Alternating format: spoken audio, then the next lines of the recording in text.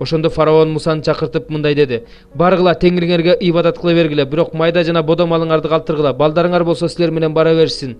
Бирок Муса мындай деди: "Кудай Теңирибизге курмандык чалышыбыз үчүн бизге курмандыктарды да, бүтүндөй өрттөлчү курмандыктарды да беришиң керек. Малыбызды ала барабыз, бир да туяк калбайт.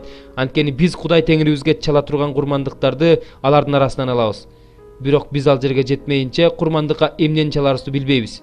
Теңир фараондун жүрөгүн катуулантып койгондуктан ал элди кое бергиси келген жок. Фараон Мусага: "Жогол менден. Менин алдыма кайра келгенден сак бол. Анткени менин жүзүмдү көргөн күнү өлөсүң" деди. Муса ага: "Сен айткандай болот.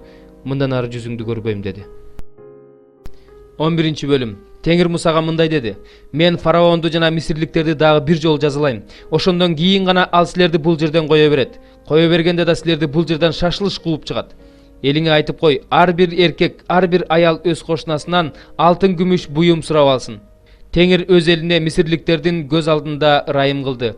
Муса да Мисир жеринде фараон кулдарынын алдында, элдин алдында эң улуу адам болду.